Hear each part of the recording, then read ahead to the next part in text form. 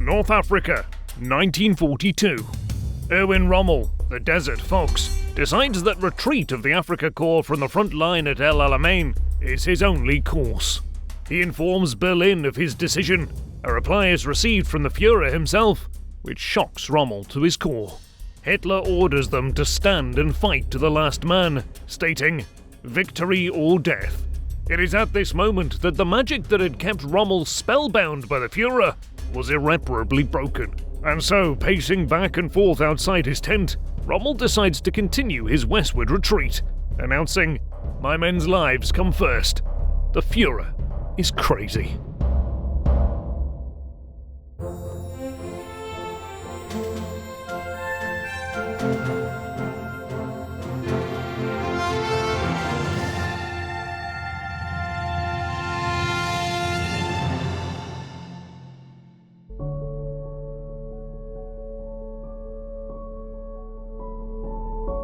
The man known to history as Johannes Erwin Eugen Rommel was born on the 15th of November 1891 in the town of Heidenheim in the state of Württemberg in southern Germany.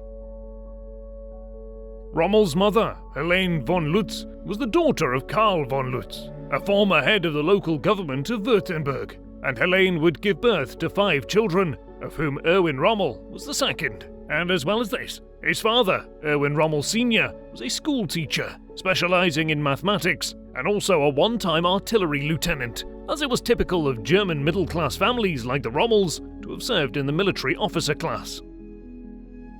Before 1870, the army held a relatively uninspiring place in the middle-class society of southwest Germany, being seen as an occupation for the aristocrats or lower classes. But by the time Rommel was a boy, the Prussian victories over Austria and France in 1866 and 1870 respectively had infused a strong sense of militarism and patriotism into all levels of German society. Indeed, the victories were viewed as German victories, and so a reverence for the German army emerged at the time, and joining the officer corps became a common aspiration for many middle-class families. Nevertheless, Rommel did not come from a family with a defined military heritage, and his becoming a career soldier was by no means inevitable or forced upon him by his family.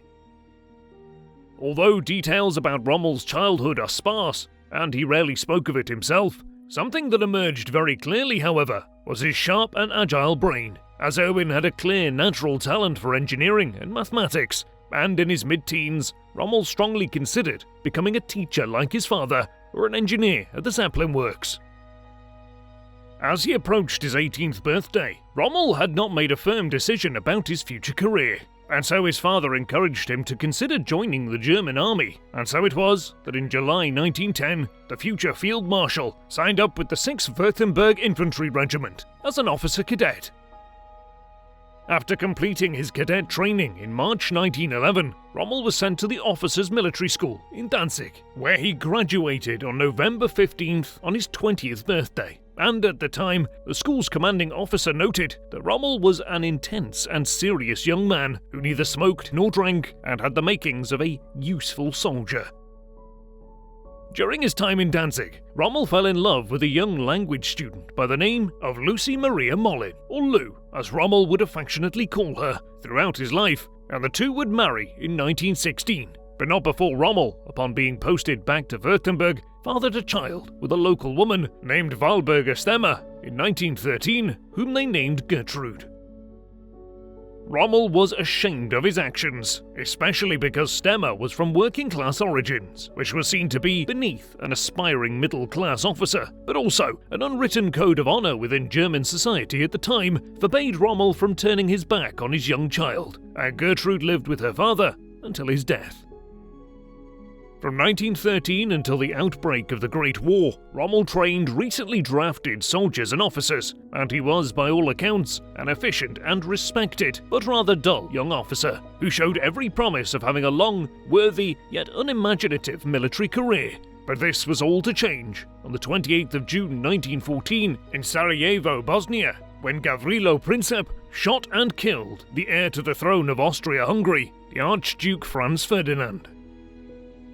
The conflict that would ensue embroiled Europe in chaos for 4 years, and propelled Erwin Rommel to glory. And his first step along this path came when Rommel's 124th Infantry Division was sent to the Ardennes Forest on the Western Front, where the borders of France, Belgium and Luxembourg converged.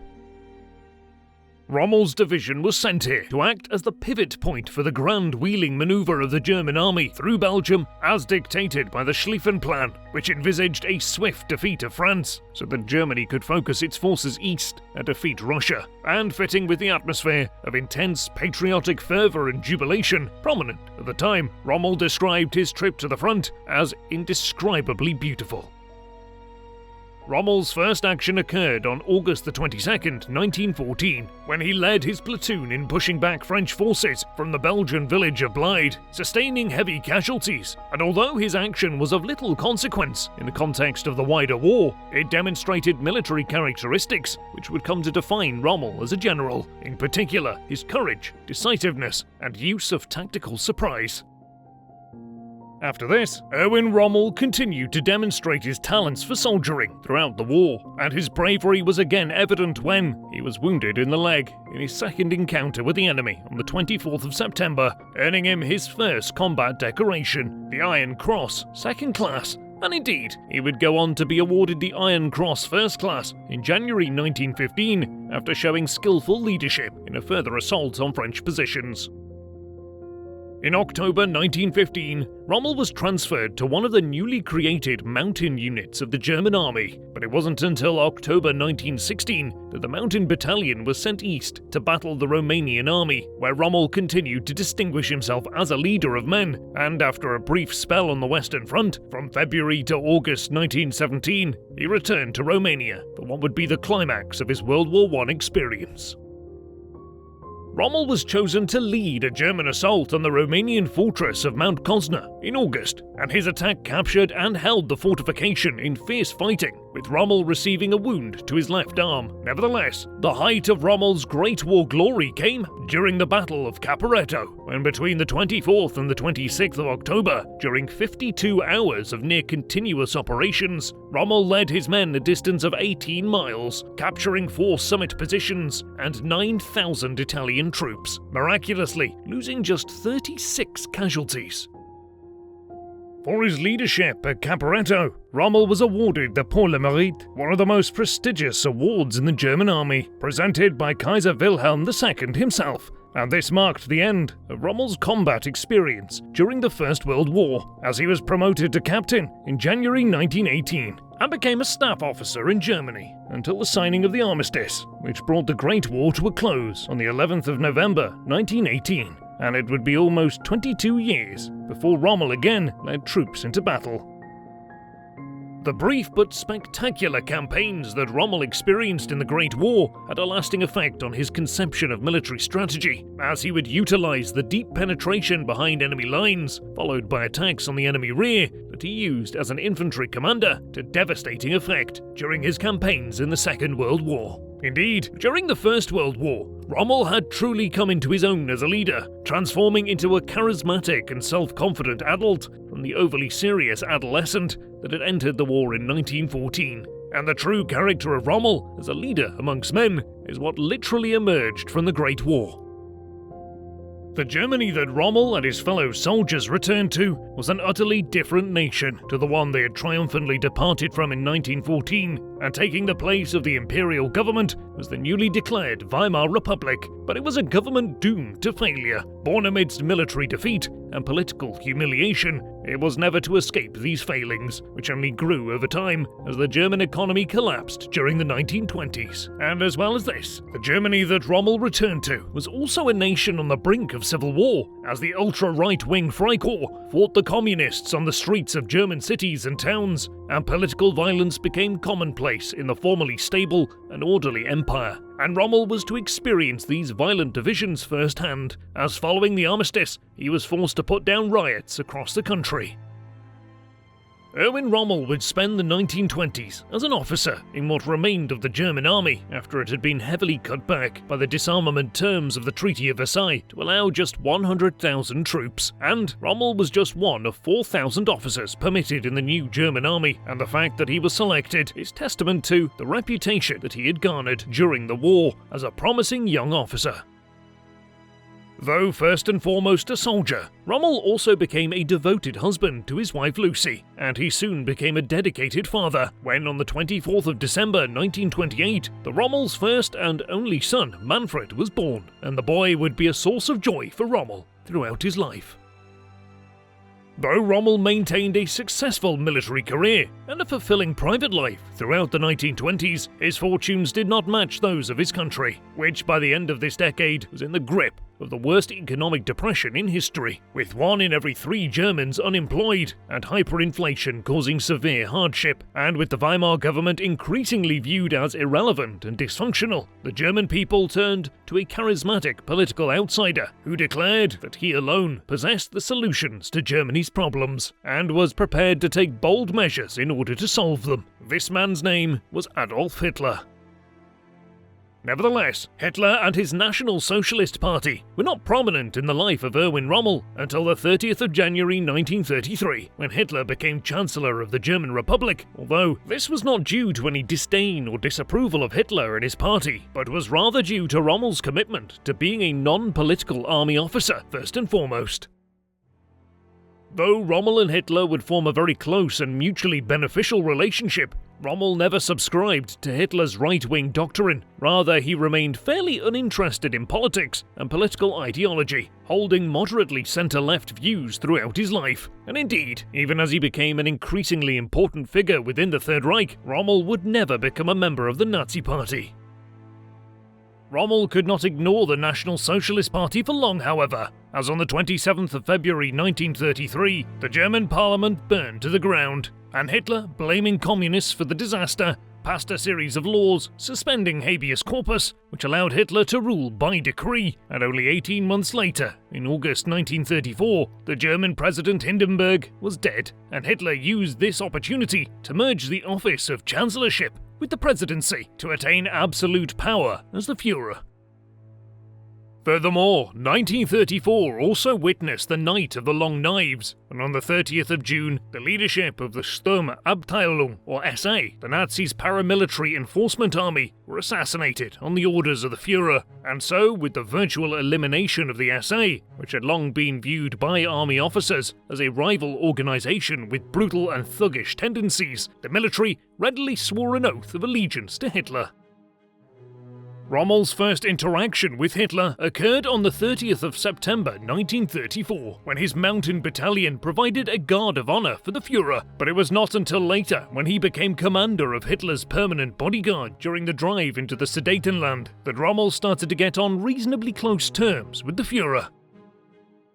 With Rommel's innate practicality and narrowness of interest and perspective, his views on Hitler's regime were not defined by its moral or political implications, of which Rommel knew little, but rather its effects on the German military. And although Rommel had been disgruntled by the rise of the SA and the SS, the Nazis' private armies, which Rommel saw as undisciplined and unprofessional, he was heartened by the colossal program of military expansion that began on the 16th of March 1935, with Hitler reintroducing conscription, stepping up weapons production, and remodeling the military into the Wehrmacht.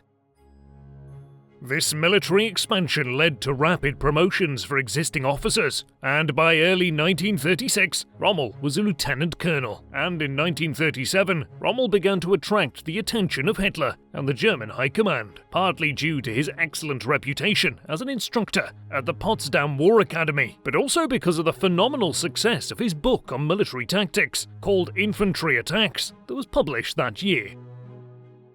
As a result of this reputation, Hitler assigned Rommel to second in command of his personal escort battalion in October 1938, and upon spending more time with the Führer, Rommel appears to have been somewhat charmed by Hitler's immense charisma, and although he would always find the Nazis repugnant, he began to mentally separate Hitler from his party and trust the Führer's leadership. Meanwhile, Europe was once again hurtling down the path to war, not least due to the rapid violations of the Treaty of Versailles committed by Hitler in his efforts to fulfill his promise of uniting the Germanic peoples of Europe. And in 1936, German troops marched into the demilitarized Rhineland on the French border, and afterwards, in 1938, Hitler reunited Germany with Austria through aggressive diplomatic pressure on the Austrian Chancellor, Kurt von Schuschnigg. But it was not until the Führer turned his sights to Czechoslovakia that the extent of Nazi ambition was realized by Britain and France. And so, following a policy of appeasement and determined to avoid conflict, Britain and France allowed Hitler to annex the Sudetenland, a prosperous region of western Czechoslovakia, and it was only when Hitler occupied the remainder of the country in March 1939 that the Allies grasped Hitler's determination to pursue German expansion at any cost, and so presented their ultimatum, promising to declare war if Hitler sent his forces into Poland. And it was Rommel who had a front row seat to these events, as he was in command of the Führer's escort when he entered Prague. Indeed, Rommel was also in command of Hitler's Guard as a newly promoted Major General when he embarked on the 1st of September 1939 on the campaign that would begin the Second World War, the invasion of Poland. From his position in command of the Führer's headquarters, Rommel gained an excellent insight into how the campaign was fought, and witnessed in fascination the devastating effects of the Wehrmacht's blitzkrieg as divisions of panzer tanks cut across Poland, bringing the country to the point of submission in just 5 weeks, which made Rommel realize what compatibility there was between his own command style and the speed and surprise achieved by the panzers, leading him to desire the command of one of these coveted divisions. After this, his wish was granted, when in February 1940, Rommel was given command of the 7th Panzer Division for the upcoming invasion of France, and although comparatively inexperienced for such a prestigious command, Hitler felt it was justified, as he had come to greatly admire Rommel, particularly due to the experiences they had shared as soldiers, having both endured the trenches of the Western Front. And therefore, for the first time in 22 years, Erwin Rommel was back in the fight. On the 10th of May, the invasion of France began, with the German panzer divisions breaking through the Ardennes forest on the Franco-Belgian border and overrunning Belgium and Holland, encircling the forward-placed Allied divisions, forcing the British and French forces to retreat to the Channel. And Rommel's division was one of the first to cross the Meuse River on the 13th of May, opening the floodgates for the German army's rapid advance to the coast. This was carried out with astonishing speed, with Rommel himself often leading the division from the front, barking orders to the infantry, and jumping on tank turrets to replace wounded crewmen. And this type of tenacious, hands-on leadership from the front was extremely uncharacteristic of the typical divisional commander, and marked Rommel out as an eccentric and exceptional leader. However, Rommel's aggressive and impulsive style meant that his column often raced far ahead of the rest of his division, once covering a staggering 50 miles in a 24-hour period, and he would often stretch his line of advance, necessitating hasty reorientation to reunite his unit. As well as this, the speed of Rommel's advance often prevented the German High Command from keeping track of his unit, and the 7th Panzer was sarcastically dubbed the Ghost Division. Some historians have even suggested that this whirlwind advance, typified by Rommel, was only achieved with the aid of the German-made methamphetamine, Pervitin, which had been widely distributed among the Wehrmacht vanguard before the invasion, and one account from the time states that during his advance through France, the possibly intoxicated Rommel literally ran over a column of French infantry, crushing them in the process. Rommel faced one of his only close shaves in his encounters during the French campaign at Arras on the 20th of May, with his first encounter with the British Army, when 2 British tank regiments counterattacked against the German advance. Furthermore, the British attack was very nearly successful, and so this sent shockwaves through the German High Command, who were also concerned with the thinning and vulnerable lines of advance, and so they ordered a halt for the panzer divisions on the 24th of May. Though the advance began again on the 26th, this delay was arguably extremely consequential, as it gave time for the British Expeditionary Force to reach the Channel ports, and ultimately evacuate from Dunkirk between the 27th of May and the 4th of June. Following the German capture of Lille on the 31st of May, Rommel attended a private conference with Hitler and the German High Command, where the plan for overrunning the remainder of France was outlined, and the so-called Fallrot, or Case Red, began on the 5th of June, with Rommel's division advancing at rapid pace once again, crossing the River Somme and reaching the French coast by the 10th of June. That same day, hundreds of miles away from Rommel's panzers, Fascist Italy declared war on Britain and France, hoping to gain colonial territory in Africa, an event which would be immensely significant in the life of Erwin Rommel, as it was in North Africa, where he would be sent to save Italy's Libyan colony from the British invasion, and it would be where the Desert Fox would be introduced to the world. On the 17th of June, Rommel's division advanced towards the port city of Cherbourg. However, by this time, rumours of an impending French armistice were circulating, and these rumours were soon confirmed when, after capturing Cherbourg on the 19th of June, Rommel learned that Marshal Philippe Pétain, the French Prime Minister, had requested an armistice. This armistice was concluded on the 22nd of June, confirming one of the most decisive victories in military history. Indeed, the German invasion of France had been a triumphant blitzkrieg, decisively crushing the French army and French national morale within 6 weeks, during which time Rommel had excelled as commander of the 7th Panzer Division, leading tenaciously, if somewhat rashly on occasion, and from the front line, showing himself to be a supremely capable and confident commander. And for now, his war in France was over. On the 6th of February 1941, Rommel was ordered to Berlin for a meeting with the Führer, where he was given command of a small army being sent to North Africa, known as the Afrika Korps, to bolster Italy's fortunes in Libya. And on the morning of the 12th of February 1941, Rommel landed in the Libyan capital of Tripoli. It must be remembered that the German High Command, though desperate to see Italy remain in the war, never viewed the North African front as more than a sideshow, and it was Operation Barbarossa, the gigantic German invasion of Soviet Russia, launched in June 1941, that consumed German military preparations. And Rommel was therefore highly frustrated throughout the campaign, as the German High Command were apparently oblivious to his desert theatre of war, whilst his British opponents were strongly supported and closely watched over by London.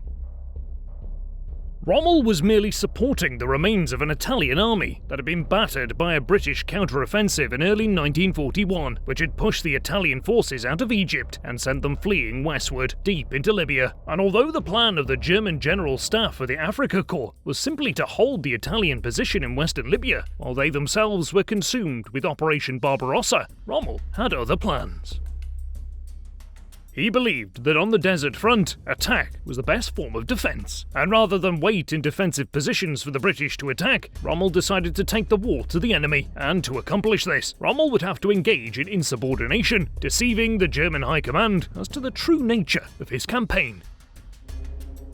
Furthermore, Rommel was technically inferior to the Italian commander in the region, who, from the 25th of March, was Marshal Italo Garibaldi, and Rommel's attitude to his Italian colleagues throughout the campaign would be one of severe tension and distrust, as he was determined to take the lead in operations.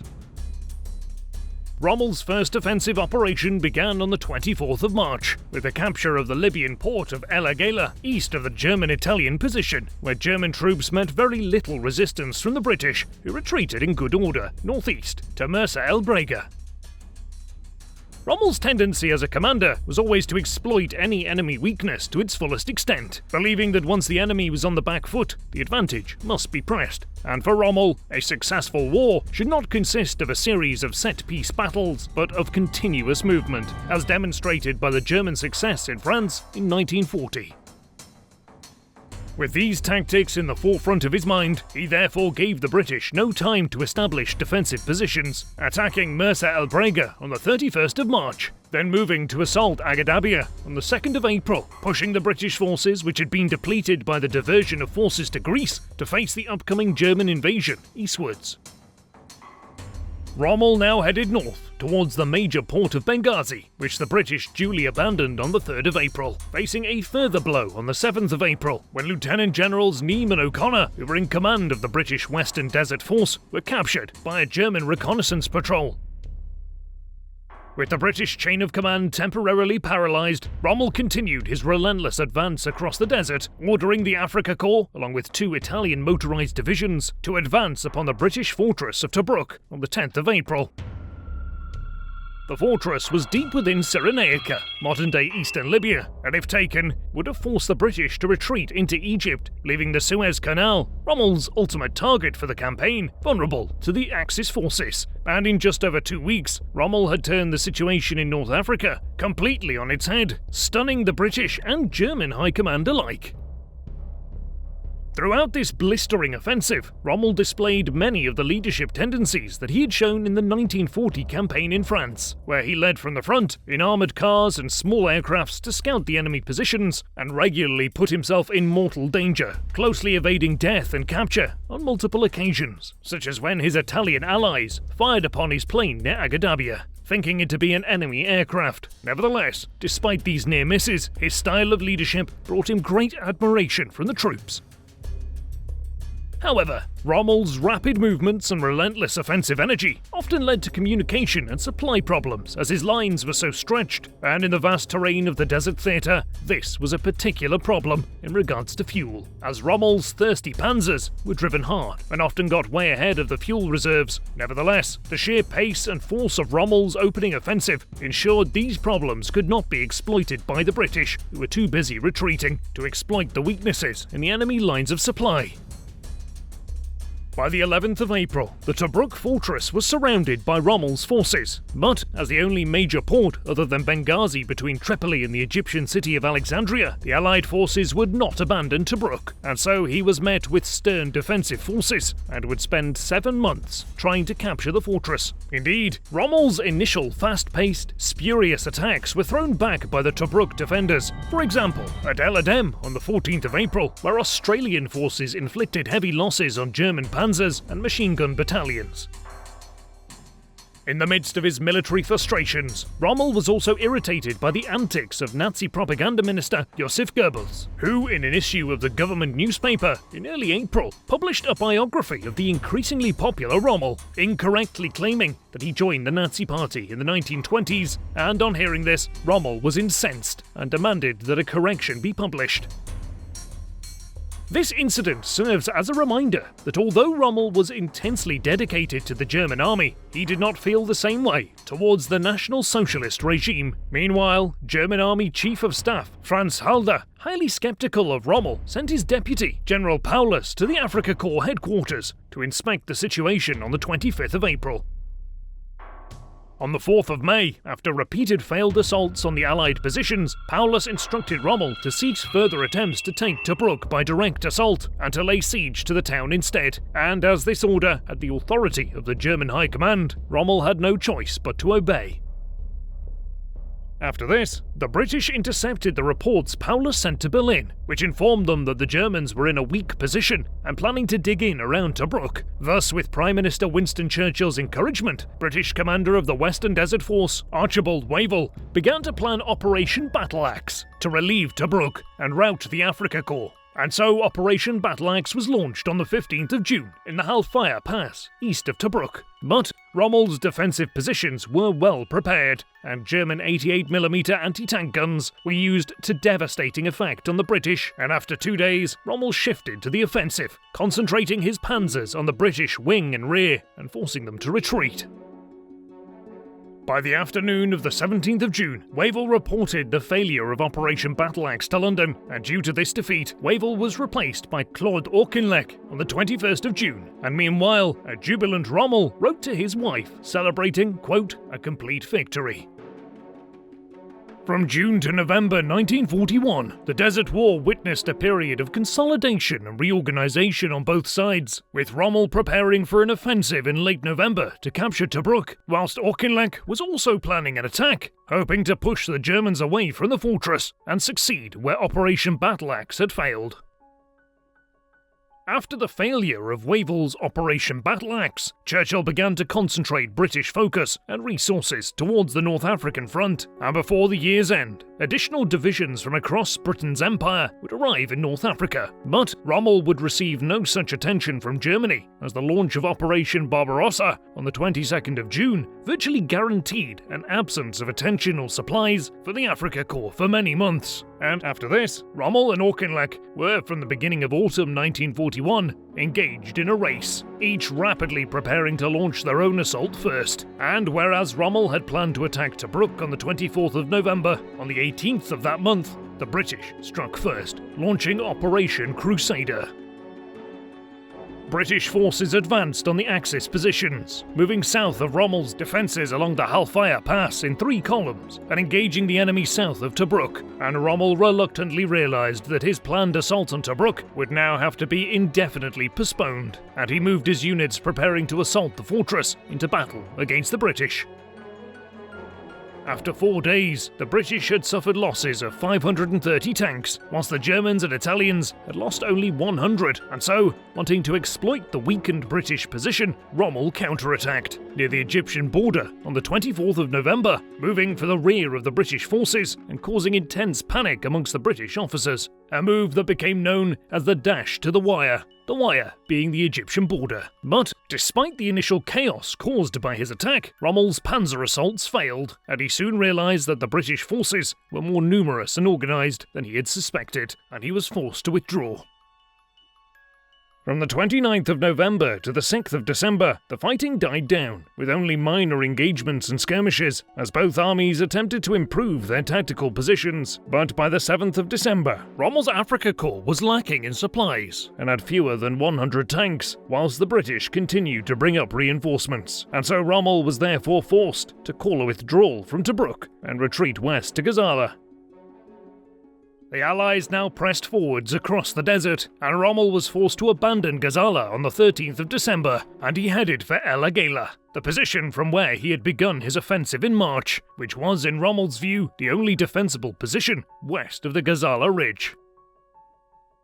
Nonetheless, Rommel's retreat was by no means a rout, as he ensured his forces were never flanked and maintained a powerful rear guard that inflicted significant damage on the British pursuers, but it was still carried out with supreme reluctance and anguish, and was completed by the 10th of January 1942. It was 9 months on from the beginning of his Africa campaign, and Erwin Rommel was still standing on the same ground from which the campaign had been launched. However, Rommel was not disheartened, as he had come to understand that in desert warfare, the key to success was not the gaining of empty ground, but rather the primary objective should be the army of the enemy, to destroy their tanks, troops, and supply lines.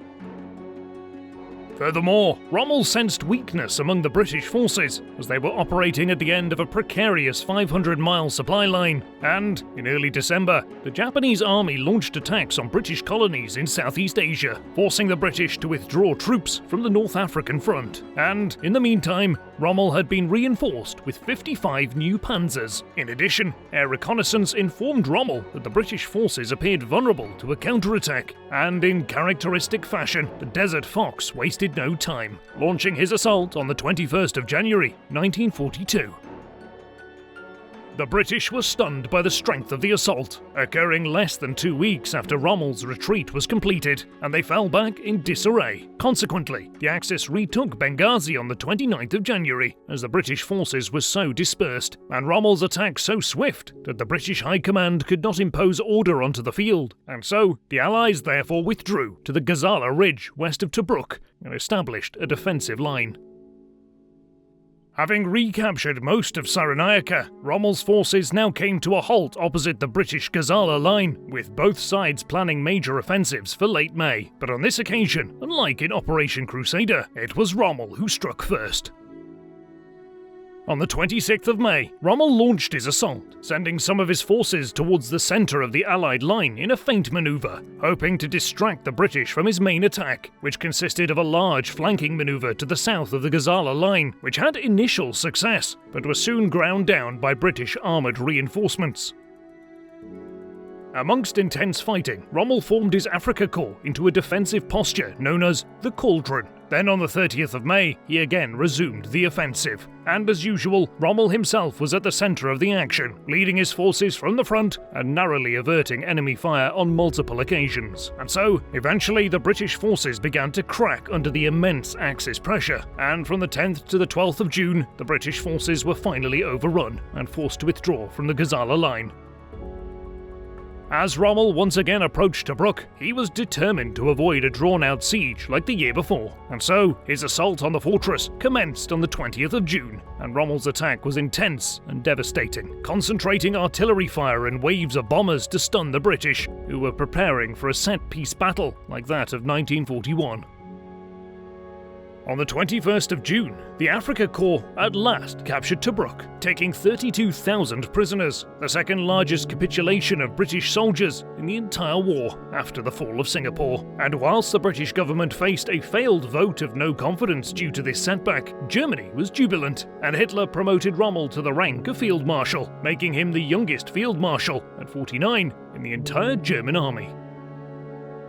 Yet, not even this moment of great glory could make Rommel complacent, as he had the British on the run and was determined to press his advantage. Therefore, on the 24th of June, the Axis tanks rolled across the Egyptian frontier, and by the 26th, they had surrounded the coastal town of Mersa Matruh, 100 miles inside Egypt, forcing the British to abandon it and continue their eastward retreat.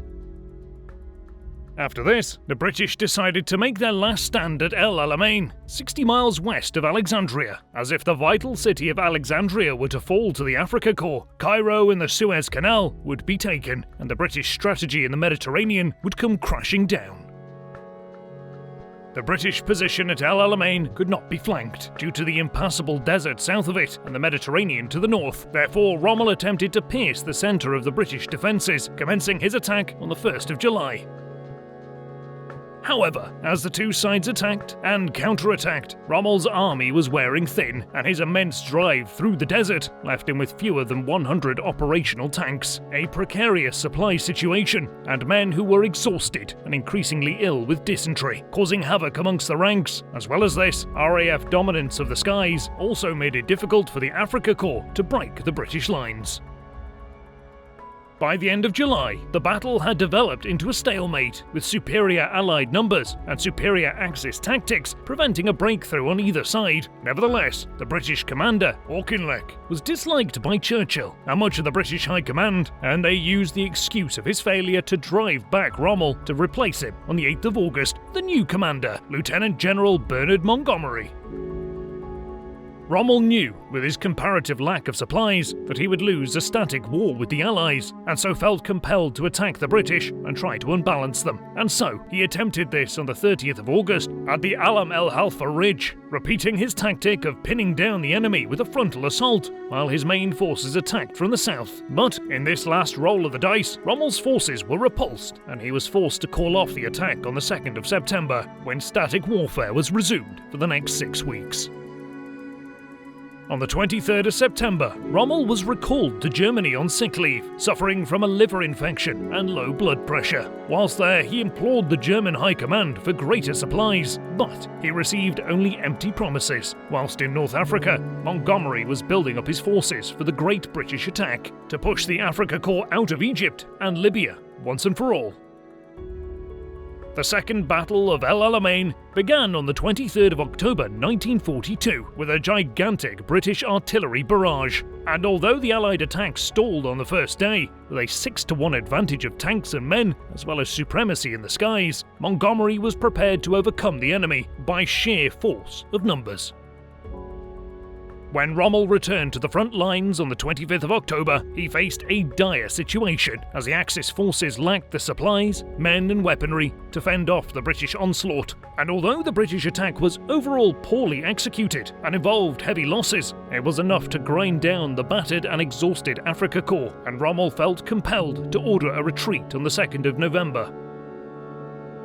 After this, after informing Berlin of his decision, Rommel received a reply from the Führer himself, which shocked Rommel to his core, as Hitler had ordered the Afrika Korps to stand and fight to the last man, stating victory or death. However, Rommel was deeply torn, for as a soldier, he could not disobey a direct order, yet as a commander, he would not blindly sacrifice his men, and so, pacing back and forth outside his tent, Rommel announced, "My men's lives come first. The Führer is crazy," and he continued his westward retreat.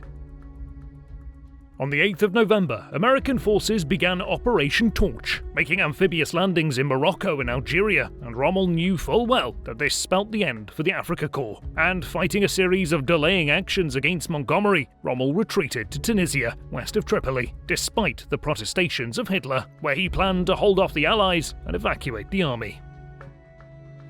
By the 18th of December, Rommel's army was in Tripolitania, and on the 22nd of January, they reached the Mareth line in Tunisia, where Rommel intended to make a stand, and it was here that he attacked the American forces advancing from Algeria in the west at the Kasserine Pass on the 19th of February, and inflicted a sharp defeat on the Allies, temporarily lifting Rommel's spirits. But Kasserine was to be the Desert Fox's final victory.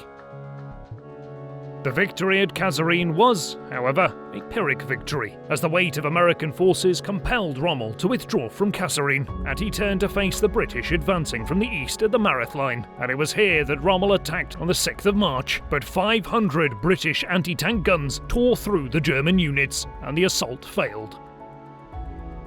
Only 3 days later, on the 9th of March, Rommel formally handed over command of the Afrika Korps to General von Arnim and left Tunisia to meet with Hitler, who decorated Rommel for his service and ordered him on sick leave. And after this, the Desert Fox would never return to North Africa. And on the 13th of May, the Axis force in Tunisia, some 200,000 men, surrendered to the Allies. However, when on the 25th of July 1943, Benito Mussolini was overthrown, Rommel was returned to command as he was posted on the northern Italian border in preparation for a possible occupation of the country, should its new government become hostile to the Nazis. And the Italian armistice with the Allies on the 8th of September confirmed German fears. And though Rommel now wanted supreme command of the Italian theatre, Hitler gave this position instead to Albert Kesselring, Field Marshal of the Luftwaffe. Instead, Rommel was given a totally different task, as on the 5th of November, he was made General Inspector of the Western Defences, and Rommel's mission was to prepare the German defences on the Atlantic coast for the Allied invasion that was certain to occur, the invasion that would, in many ways, decide the fate of the war in Western Europe. Rommel's inspection of the Atlantic defences revealed stark inadequacies, as barely half of the original fortifications ordered by Hitler were complete, and many that were already falling into disrepair. And so he once again felt betrayed by the Führer, who had insisted that the defences were formidable, and he determined to create an impenetrable Atlantic wall of defence. Rommel believed that the Allies must be stopped on the coastal beaches themselves, as he was certain that should the Allied armies establish a bridgehead on French territory, their forces would be overwhelming and would crush any German counterattack. To this end, he ordered a huge swathe of fortifications to be built all along the coast, as well as anti-tank barriers to impede landings on the beaches, with a particular focus on mines. And through the use of mines, Rommel believed he could inflict heavy losses on the Allies before they could even set foot on the French coast. And by the time the Allies landed, the Germans had laid 6 million mines. However, Rommel's original plan had called for 20 million. The strongest defences were centred on the Pas de Calais, the port where Rommel and the German High Command believed that the invasion would take place, as it was the closest port to the English coast and one suited to a large-scale invasion. This belief was reinforced by the Allied Operation Fortitude, which, through the creation of a fake army group and the deliberate leaking of information, convinced the Germans that Pas de Calais was the target of the Allied landings. Moreover, as June 1944 opened, German intelligence suggested that the weather was too unpredictable for the Allies to attempt a landing in the early part of that month, and so Rommel therefore decided to return to Germany for Lucy's 50th birthday, which was on the 6th of July, and when he left on the 4th, he was certain that the weather would prevent the Allies from striking. However, Rommel was wrong, and on the morning of the 6th of June, he received a call informing him that Allied forces had landed on the beaches of Normandy, and Rommel put down the phone muttering, "Normandy, how stupid of me," and rushed back to France. The Normandy campaign was Rommel's last, and arguably his least satisfactory. But unlike his previous operations, he was nowhere near the front, and his lack of independence in command meant that he spent much of his time quarrelling with the German military hierarchy, rather than engaging with the enemy. This included trying to persuade Hitler of the desperate situation of the Axis forces and the need to make peace, yet the Führer still refused to countenance any form of retreat. One of the key Allied advantages in the Normandy campaign, as Rommel had foreseen, was their dominance of the skies, and Rommel was to receive a personal demonstration of this dominance on the 17th of July, when his staff car was attacked by a British aircraft, and the resulting crash left Rommel with grievous injuries, including a skull fracture in 3 places. Rommel was not the only senior Nazi to barely escape an attempt on his life, however, as on the 20th of July 1944, Hitler himself was nearly killed by an explosion at his headquarters due to an assassination attempt organised by a wide circle of army officers, and so Hitler's paranoia-fueled vengeance would see 5,000 suspects killed, with Erwin Rommel being one of them. A conspiracy to remove Hitler had long existed within the hierarchy of the German army, and there is considerable debate as to the extent of Rommel's involvement and from when it began. But there is abundant evidence from letters and photographs, as well as the confessions of plotters, that Rommel was involved with and connected to a group of officers who intended to remove Hitler for the sake of their country, which they saw as being led to ruin by his erroneous military leadership and the fact that the Allies would make no peace with the Führer. Certainly, the Normandy campaign convinced Rommel that the war would not be won, and Hitler's refusal to recognise this, and his insistence on continuing the war despite this, fighting to the last man, demonstrated to Rommel that the Führer was unstable and unfit to rule. Although it was very likely that Rommel knew of the scheme to depose Hitler, and may have been passively involved, the key conspirators certainly envisaged a much more important part for Rommel in their scheme than he himself knew, as although he had very little interest or knowledge of politics, Rommel's value lay in the fact that Goebbels' propaganda had made him into the most popular and widely known general in the Reich, and many of the conspirators wanted to make Rommel Hitler's temporary successor as the German leader. Though Rommel was almost certainly not involved in the bomb plot of the 20th of July, his links to those who were became evident during the investigation and interrogation that followed. And as Rommel recovered from his injuries from August to October of 1944, he began to realise that his house was being watched. And on the 14th of October, 2 generals arrived at his home, and at a meeting with Rommel, they announced that he was suspected of taking part in the plot, and he could either go before the court, like many of the other accused, or take his own life with poison. The latter would allow Rommel to receive a state funeral, and would also ensure the safe treatment of his family. After this, Field Marshal Erwin Rommel climbed into a staff car on the 14th of October 1944 and committed suicide minutes later. His state funeral in Ulm was celebrated with pomp and prestige, and it was officially declared that he had died of his wounds. The last words of Rommel's funeral oration stated that his heart belonged to the Führer, and only those in the crowd who knew Erwin Rommel knew that this was a lie. Erwin Rommel is a highly controversial and in many ways confusing figure, as he is, and will forever be, attached to one of the most evil and reprehensible regimes in world history. Yet, he stands out as possibly the single most celebrated and admired man who served in the Third Reich, as well as perhaps the most compelling personality of the Second World War. One aspect of Rommel's character that can never be denied is his military genius, with his tenacity, speed and surprise confounding the Allies time and again throughout the North African campaign. Furthermore, Rommel was nicknamed the Desert Fox and became a figure of fear and admiration for the Allied military and public as a whole, entrenching his place in military history and public legend as a brave, wily and utterly unique military commander. With the gift of hindsight, it is easy to paint Rommel with the brush of Nazism, as, knowing what would become of the Hitler regime, those who supported it at its outset appear to be participants in the carnage it would unleash. But Rommel was at heart a soldier and a German, and followed the orders of his Führer when he truly believed that to do so was to serve his country, as did millions of Germans, similarly deceived by Hitler.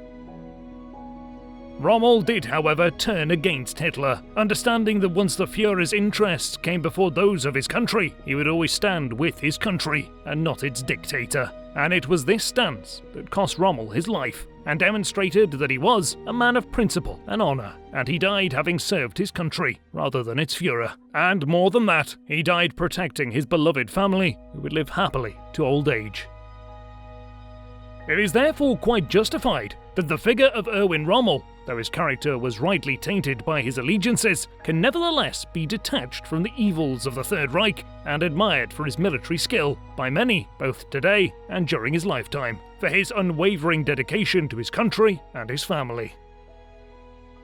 What do you think of Erwin Rommel? Was he allied to evil, or was he a man of military skill and tactics, but more importantly, of honour, who protected his family to the end? Please let us know in the comments section, and in the meantime, thank you very much for watching.